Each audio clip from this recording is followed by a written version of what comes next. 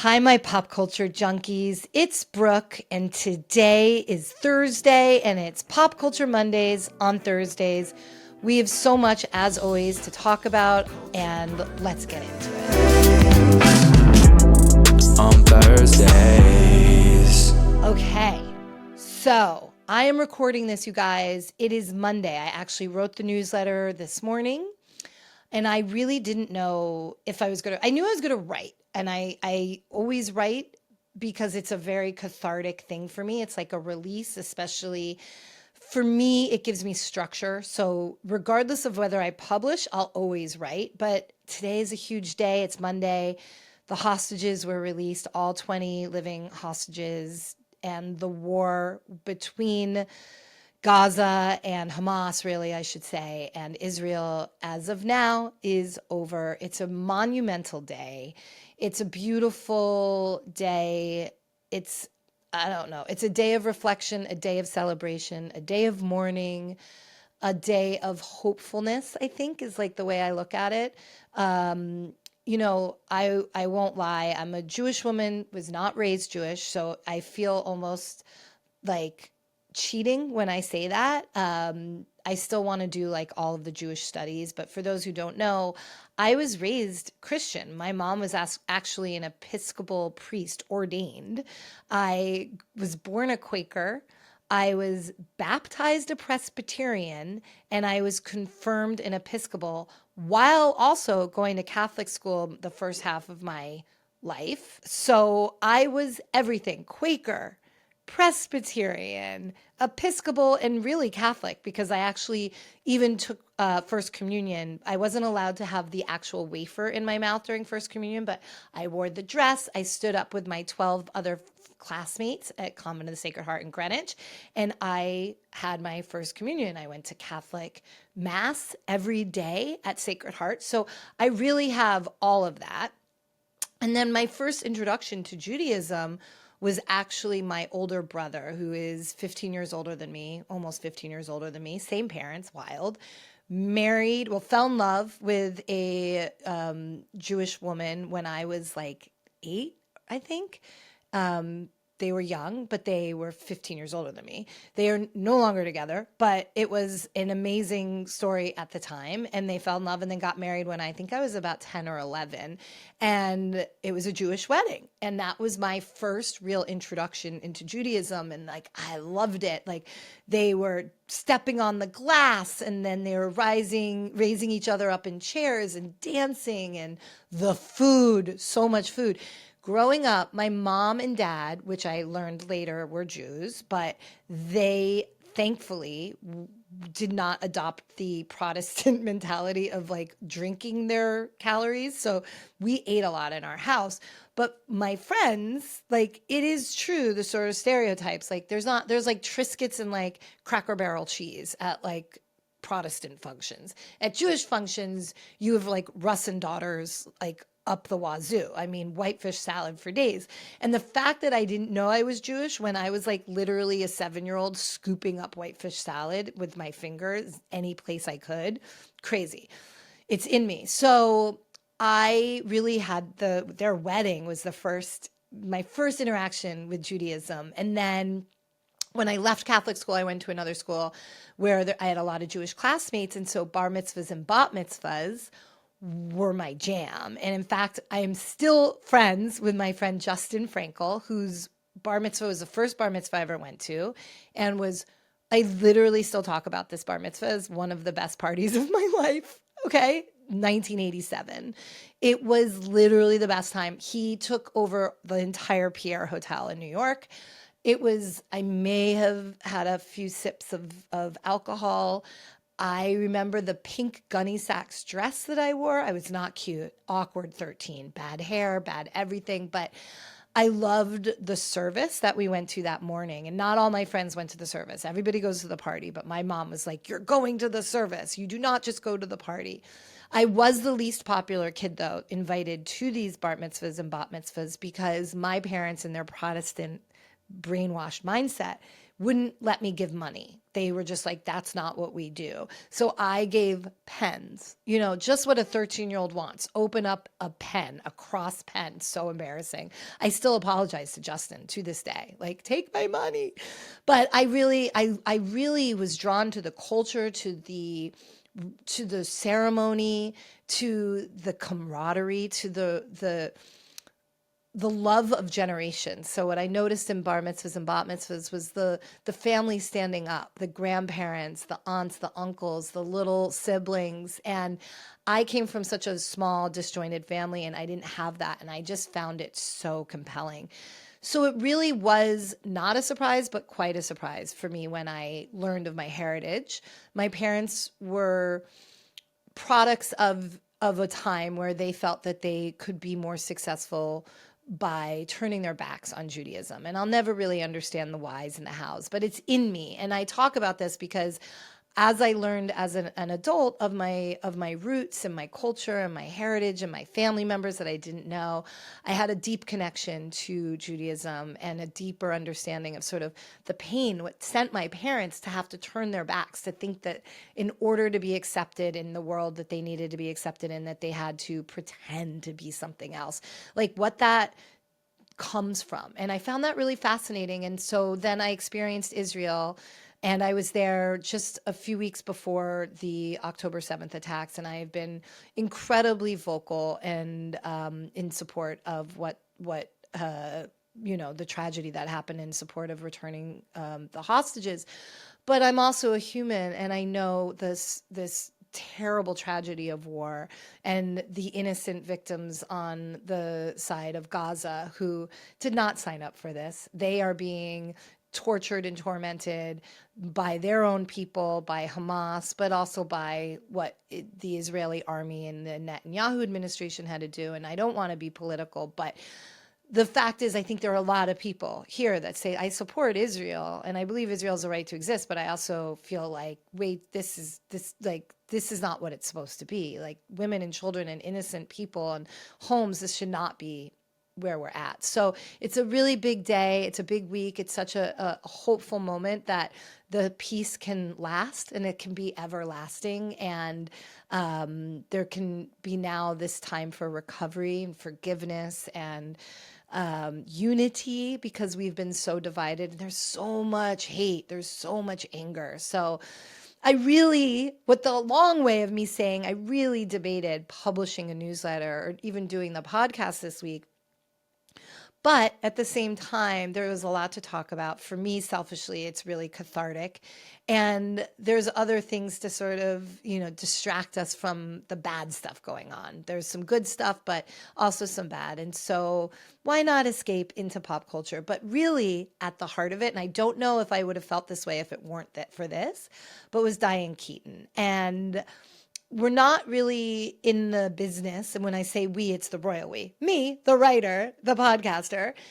I'm not really generally focused on celebrity deaths as much as I will love to, celebrate the Robert Redfords of the world and talk about this amazing body of work that so many people have put forth that then have lost, their lives, or they've died after a very long life, like Robert Redford.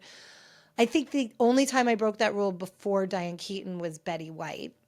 And it's Betty White. I mean, she was legend. She's so many pop cultural sort of iconic references, and she's Betty White. But Diane Keaton, this one really hurt. And not just because 79, was it 75? I can't even remember. She was still in her 70s. It feels young. She's young. She's this eternal youth. Even as she got older looking, she still had this sort of whimsical je ne sais quoi about her, right? This sort of moment from Annie Hall, if we all remember, is sort of who she is and was throughout her life. Oh yeah, so do you. Oh, God, what a dumb thing to say, right? I mean, you say it, you play well, and then right away I have to say you play well. Oh, God, Annie. Well, oh, well. La-di-da, la-di-da, la-la, yeah. I mean, it's one of my favorite scenes, and it's a scene that sort of cemented her in the world of greatness. Like this quirky, awkward, cross-dressing girl who's sort of uncomfortable in her own skin was just like so many of us. It's like, oh my God, I could relate. And Diane Keaton for me, like, forget about all of the movies, which were endless and impactful, and, you know, whether they were The Godfather's, you know, First Wives Club, they all had deep meaning to me. She she really reminded me of my mom in so many ways. In fact, my mom loved her and my mom emulated her. My mom didn't look like her per se, but had very similar frame, very, very small women, very, very thin, looked good in everything. My mom was always covered up. I mean, my mom did not show skin. She always had her arms covered. She always wore like a little bit of a puff sleeve, a little bit of a mock collar. She would also wear men's clothes like a business jacket and a tie. She was that androgynous sort of look sometimes. Not all the time. She was very feminine, but so was Diane Keaton. Even when she was dressed like that, it was a very feminine take on it. And I just always connected with her so much so that, spoiler alert, if you haven't seen Family Stone, which is 20 years old now, I don't feel bad giving a spoiler. That movie really impacted me because the concept is that all of her kids and all of their trials and tribulations with their relationships, their jobs, whatnot, come home for Christmas and all pile into the house. She has a deaf son. She has the perfect son who has the perfect girlfriend in Sarah Jessica Parker. She has the other daughter, Rachel McAdams, who is sort of lost and, you know, sort of like the young child, the youngest sort of issues like I had, sort of, you know, lost her way a bit, figuring it out, petulant, eye rolling, that kind of thing, which is who I was. And in that movie, it was what we as the audience learned later in the movie. We don't know this up front. Everybody in the movie knows. We don't know until sort of midstream through the movie is that it's going to be her last Christmas with everyone because she is dying of cancer. And I just, I will, if I need a cathartic cry, if I need like instant turn on the waterworks, put that movie on and have this scene play. I'm sick, honey. You can't fix it. Not even by getting married.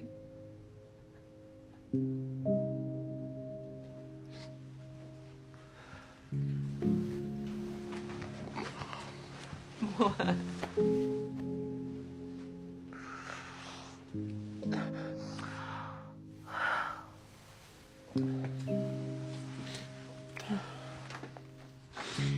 I know this is probably a tall order, but I need you to do me a favor and try not to be so perfect. All right? Perfect. I hate to see you miss out on something because you had this picture in your mind or you thought you could change something you can't. I'd hate to see you not find what you really want. I mean, I even thinking about it, I get, oh my God. It's so, she just encompasses emotion. She really did, whether it was joy or whether it was this pain, but there's just something, whether she's screaming and breaking up with, you know, trying to understand why Jack Nicholson is like ignoring her, or why, you know, her kids are not delivering on what their promise to her was in Family Stone, to her anger over her husband leaving her for a younger woman. We all relate to her, and the outpouring of love and respect and sadness that happened this weekend upon everyone learning of her shocking death was different than other celebrities. I think it really impacted people. I think a lot of people, it reminds them of their moms or their selves, their mortality. it's just a lot because of the joy and because she just felt this like never ending effervescence. And you could see, again, if you're not watching the pod, if you're listening, I am showing you now a carousel of Instagram posts from some of the biggest names, all of her co-stars, whether it was Goldie Hawn or Bette Midler. You have Michael Douglas. You have so many people who, whether they were close to her or worked with her or just interacted with her, have this real deep connection. And it's weird because I'm also, my show right now that I'm watching, whether I'm on the treadmill or when I like fall asleep, I really, really do love Only Murders in the Building. There is something so great about Steve Martin and Martin Short and Selena Gomez. It's just I can't explain it. It's like this comfort food.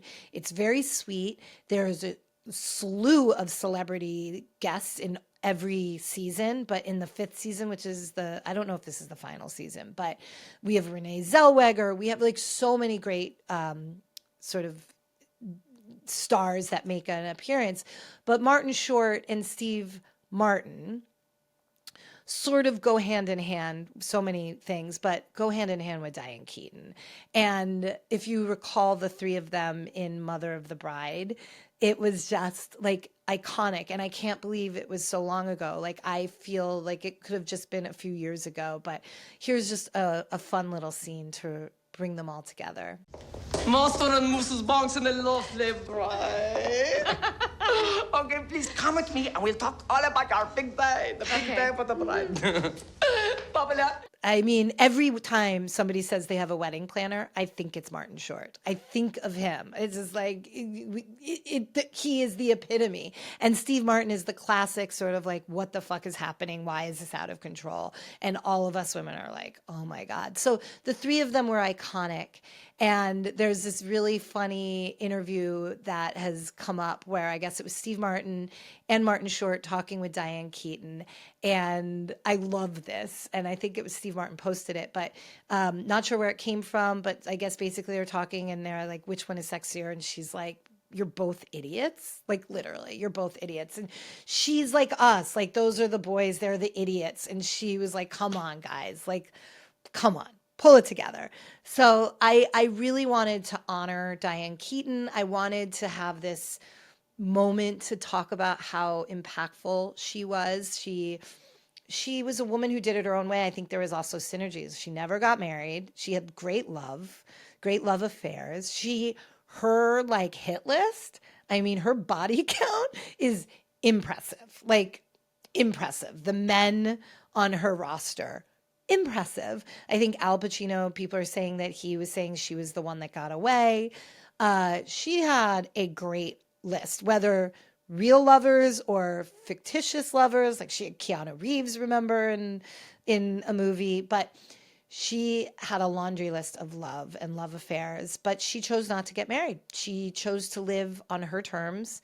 She chose to live by her rules. And, you know, in this day and age, you'd think that is like not a big deal. It was a big deal then, certainly in her generation, but it's a big deal now, especially as we're in this like culture wars where I am looked upon as like there's something wrong with me by the JD Vances of the world, even though he like wears eyeliner and is on Grindr, but whatever, it's fine.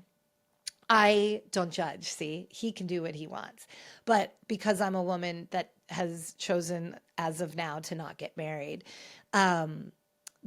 it's definitely, you feel the sort of like the looks and feels of certain people. And she lived that.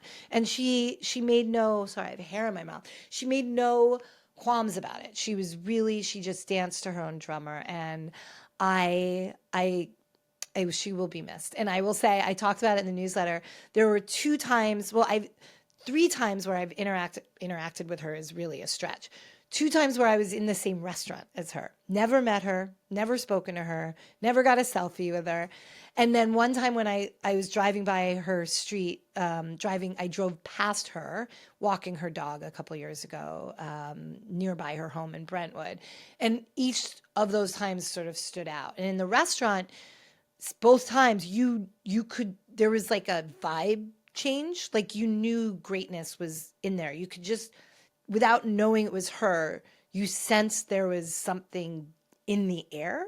And there are people that have that. It's just like an inherent, innate star power. Bono has it. Bill Clinton has it. Obama has it. Like you could be on the third floor and they've walked into the lobby and you can sense a vibe change. You can totally feel it. Like the little hairs on the back of your neck stand up. Like they bring something into the oxygen. I don't know. And she had that. And so I just remember always stealing glances at her. One time it was in New York at a restaurant and another time was in LA. And then when I drove by her walking her dog, I like came to a stop sign on Mandeville and I had to like stop. I had to really stop and take my breath and just be like, I just sort of caught a glimpse of my own mom, even though that's not true. My mom has been gone for 28 years. It just felt like that. It felt really deeply personal. It felt like I wanted to go over and be like, hi, give her a hug. She would have had me arrested. But anyway, it's such a beautiful thing. She made this single last year. I think it was Christmas 2024. I don't know about copyright, Ethan, so we're going to play a little bit of it, and if we have to cut it, we'll cut it. But I want to play just a little few seconds of the song because it's so beautiful. The first Christmas without you here. So if this doesn't get cut, download that. We'll hopefully I can link to it in show notes or at least put the where to find it on Spotify, Apple. And it's a Christmas song and we'll all be sobbing about it over Christmas. So that was a big point of why I wanted to get that. Oh, I feel released, like paying homage to Diane Keaton. And I don't know how I feel about afterlife and all of that. I really don't. But like if anyone's doing it, she is. Full stop. And she gets to be with like Robert Redford. And that's what I like to hold in my heart of hearts. So moving on, this week, I actually did something that I haven't done before. And it was more of like a mea culpa. There are some things that I grok and I put in my notes that I want to write about. And then it just somehow gets pushed down. And this has happened a few times. And now like an explosion of mainstream media has put it on the radars of people that might have found out about it first on PCM if they hadn't now seen it in mainstream. And I always love, it's like one of my favorite things when somebody's like, I heard about Labubu's from you first time, or 6'7", you're the one that taught me that. And now I see it everywhere. When they hear it from me or grok it from me, that's when I'm so excited because it's like, you're going to now like recognize and remember. And that's where I'm educating you guys on sort of the trends before they become trends, or something that your kid thinks they know, but that you'll never know, like 6'7" or Labubu. So there are a few things that came mainstream. And when I say mainstream, like you still may not have heard about it, but one is Stick Nation. Hello Stick Nation, and it's Victor from Kyrgyzstan. We have a beautiful view, it's a beautiful day, and I found this beautiful stick. I think it's a kind of wizard stick. I feel the magic inside. I need just a crystal ball here, I think, but yeah. That's right. Stick Nation. It is a community of like-minded people who love sticks. Walking sticks, sticks that look like guns, curly Q sticks. Let me just show you a few of the videos of some of my favorite members of Stick Nation that are submitting their videos of the favorite sticks. And I'm telling you, it's global. Uganda, Trinidad, Guatemala, all 50 states. Like it's everywhere. It is a vibrant and very vocal community. Hello Stick Nation. This is our new weapons. This is the Stick 3000. It's an arm bar. I can load it and shoot grappling hooks to lift myself up into the enemy towers. And this bad boy right here is the Stick Log 4000. It's a handgun, very portable. You can carry it around, you can hide it, the enemy doesn't see it, then boom. Hi Hi Stick Nation, I found this cool stick on a trail here in Austria, and I think it looks a little bit like a trident or trishul as they say in Indian mythology, and I think this is a very cool stick. There's a lot of content, but it became mainstream because the two founders of Stick Nation, who I guess they started, I think, on Instagram, they have a TikTok, they have a book out called Stick. Stick or Sticks? I don't know. You'll know because if you're watching this, then I have a little image of the book cover up. But they are on a book tour, and now the press are eating it up. And they just did a CBS morning, I don't know if it was Sunday morning, but it was a morning interview, which is like the greatest, might have been Sunday, on Stick Nation, and bringing up Dermot Mulroney, who we just saw earlier in the Family Stone clip with Diane Keaton, that breaks me, is a very active member of Stick Nation. So he was part of the interview, part of the storytelling, part of the narrative.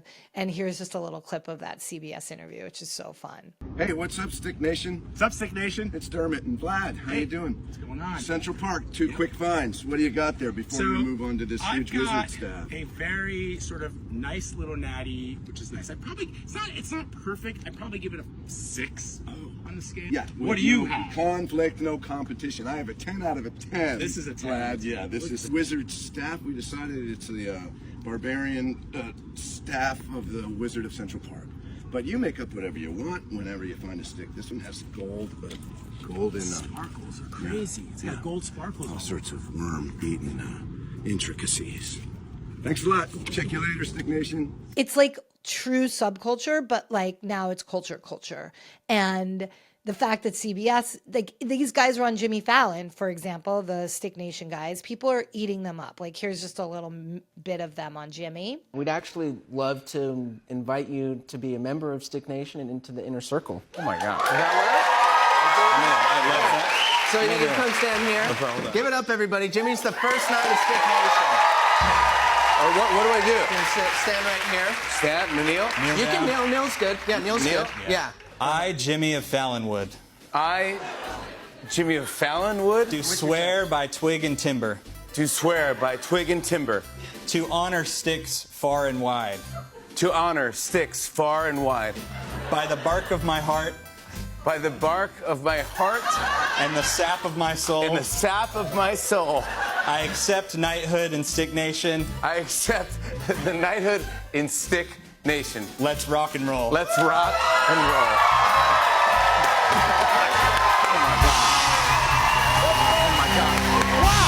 Like, could you imagine?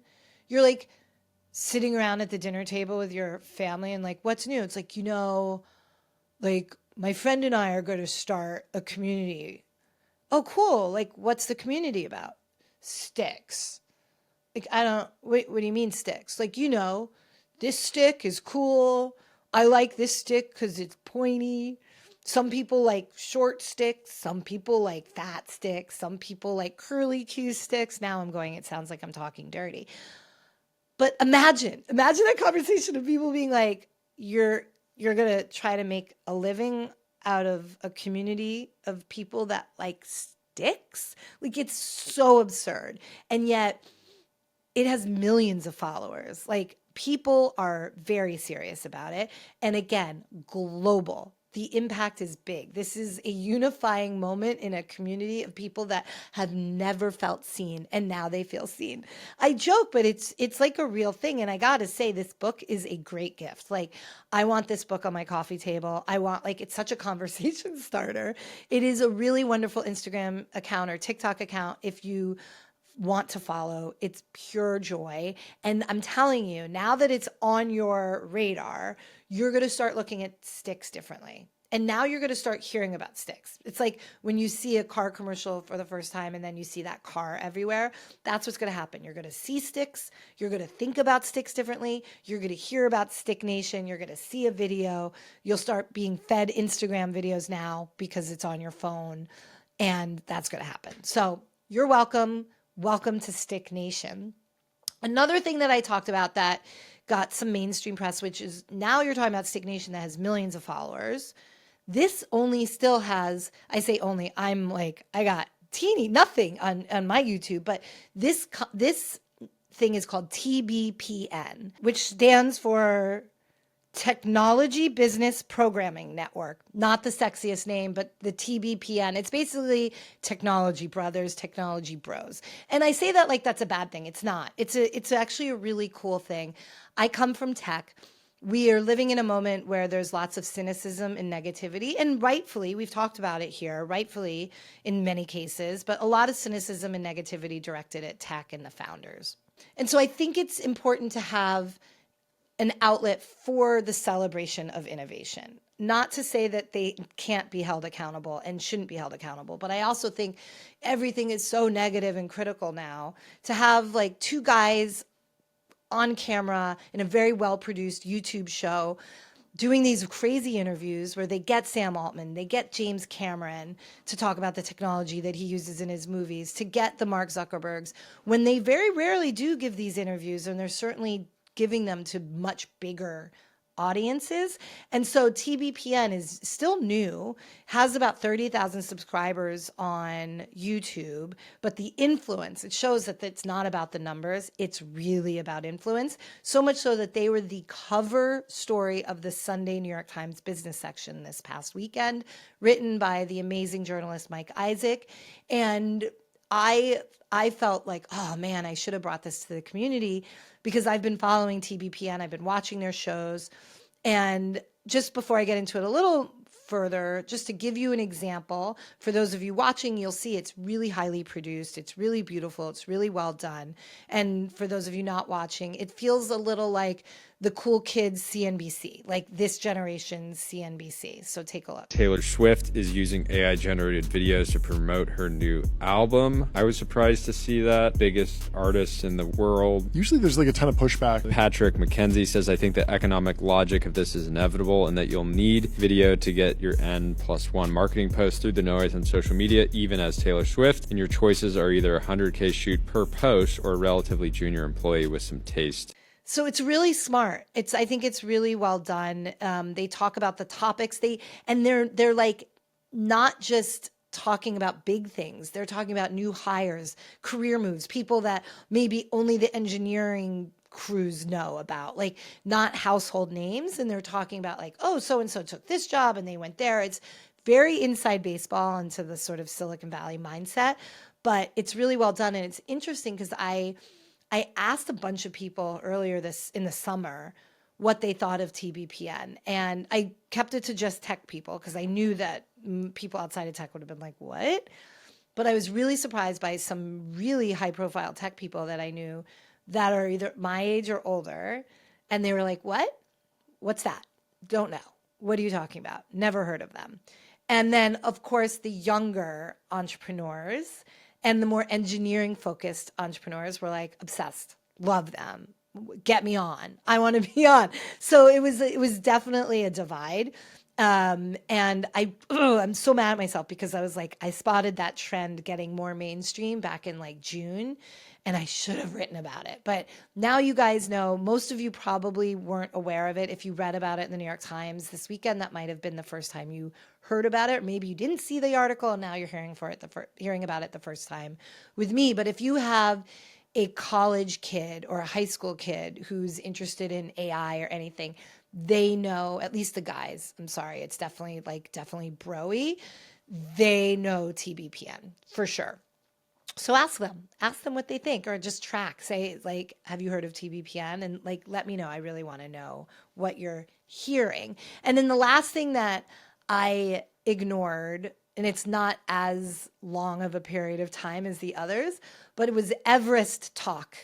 Yes, that's what I mean. It's Everest TikTok, Mount Everest. It's like all of a sudden everybody started getting fed these Everest videos, for better or for worse, and on our FYP, and people who do not want to be following Everest are like, what the fuck? Why are we, what?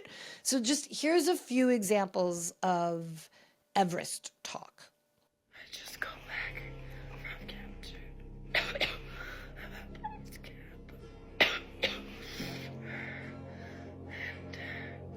I feel horrible.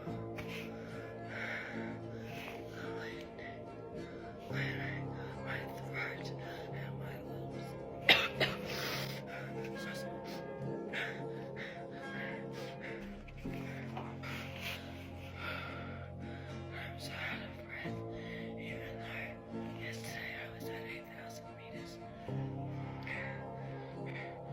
So you have some who are creators who are attempting Everest and they're educating us. Like this person, this creator actually was like, what do you mean?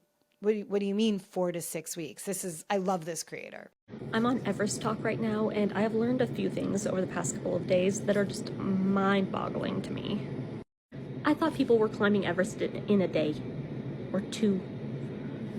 I don't know, I've never really looked into it. It takes 6 to 8 weeks. Weeks? Who's got that kind of time? Why?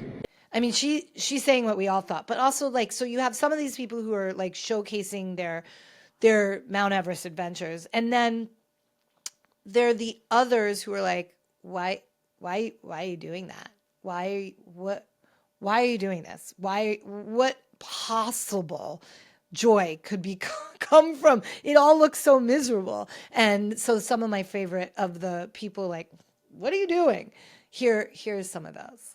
And what the fuck do you mean 1,000 hikers are stuck on fucking Mount Everest? Mount Optional Everest? Like the mountain that you actually don't have to climb, Mount Everest? Like the mountain whose PR team has made it very clear that if you climb this fucking mountain, you are going to die, Mount Everest? It's the fact that climbing that mountain is not free. Climbing that mountain is not free. It costs thousands of fucking dollars. Thousands of American doll hairs, and y'all are paying to go be unalived. And then, of course, using Sora, for example, but like the AI video slop. Funny though, because still many people are falling for it. I can't tell you how many comments are like, what are you doing? How can you be? So for example, this 9-month pregnant woman did not attempt to climb Everest. This is not a real woman. She's not really pregnant. This is AI. But you'll notice in the videos that I show after her, there's all using the same script. It's just different settings. Baby has been kicking a lot. I wrapped us up as tight as I can. I spent 70 grand getting here, and now they're all moving up without me. I don't know what to do.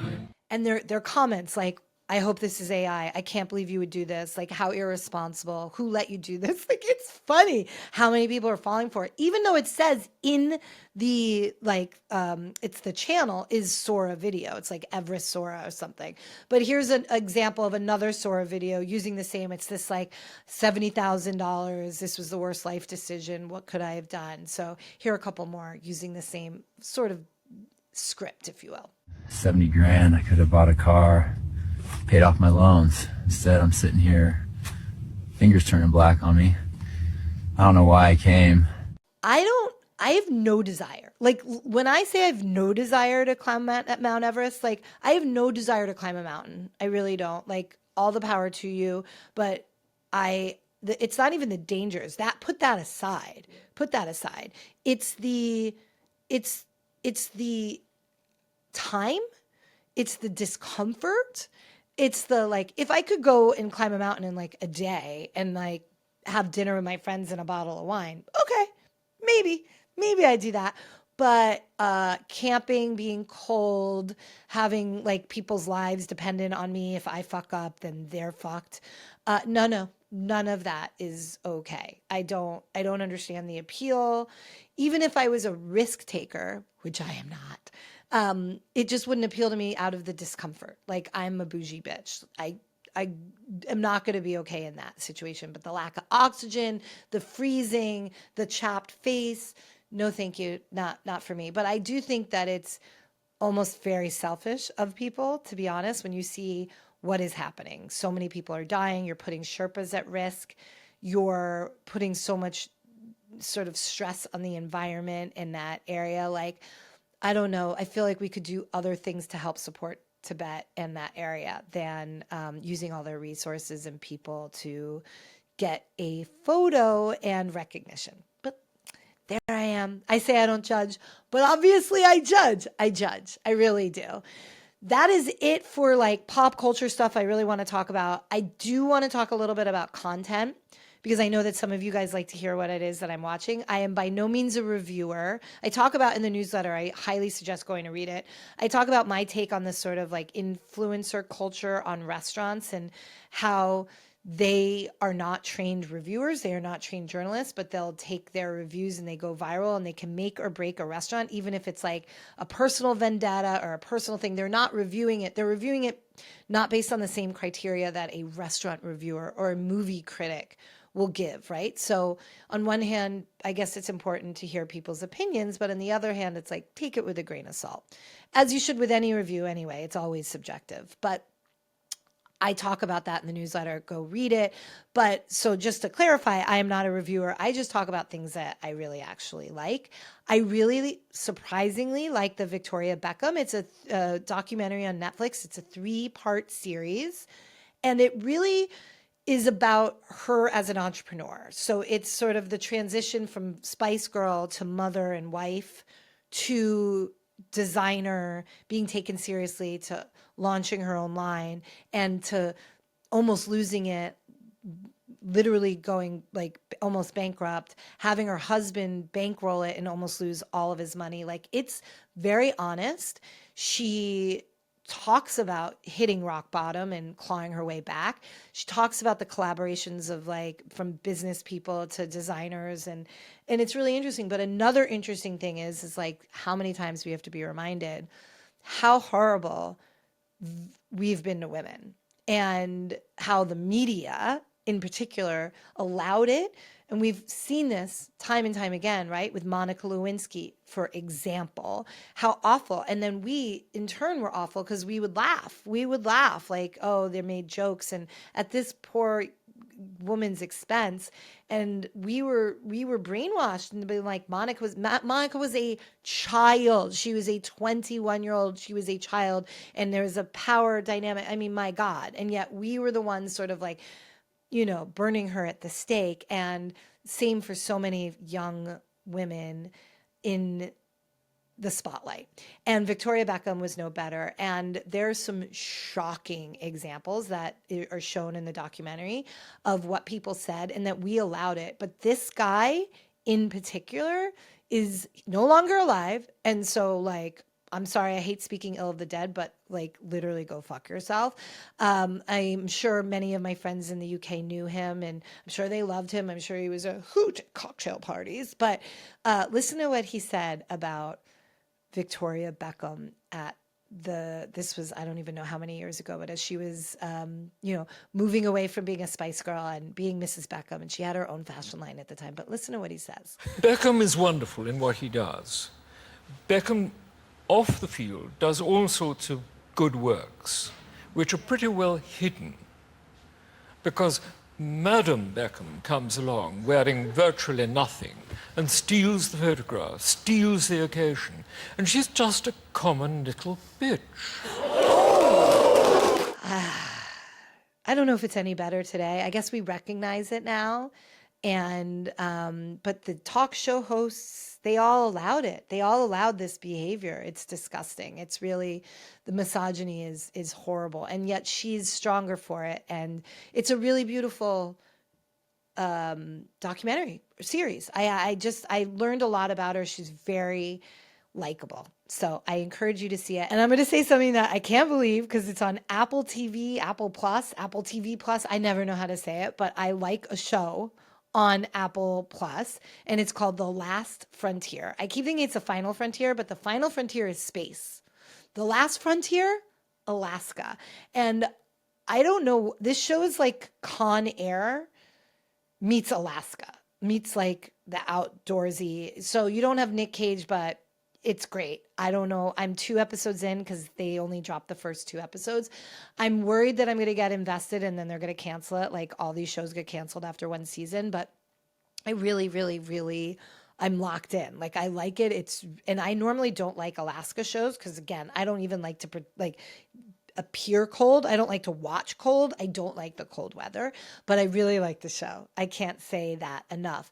And I didn't write about this in the newsletter because I wanted to keep it up and positive and things that I liked, but I did watch, I watch a lot of content.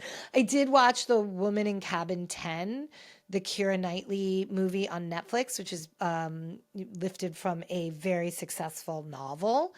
I didn't read the book, but according to TikTok, everyone is upset because it takes a quite a departure from the book. I don't understand. If it was a best-selling book, why would you deviate from that? But it was awful. It was literally awful. May have been better as a series. It felt very rushed. It was like an hour and a half. You have this unbelievable cast that's just sort of cobbled together. I feel like they filmed it in like 48 hours. I mean, watch it. It's like good background noise, I guess, as you're like doing your hair or something. But no, it was I was disappointed. Like, again, big budget. It's on a big cruise ship, a yacht, a personal, beautiful yacht in the English Channel. Beautiful setting, amazing cast, great book. And it just was like a fiasco. It should have been like a 6-part series where they could have really gotten into it. You have this amazing cast. Do something with it. Do something with it, Netflix. Come on. This felt like AI. It felt like it was written by AI. It felt like it was designed by AI. It felt like it was acted by AI. So, On that note, I want to say thank you for tuning in. Please like and subscribe to this channel, to this podcast, wherever you listen. And I want to thank Live Nation for making it happen. Have a great week, guys, and I'll see you next week. On Thursday.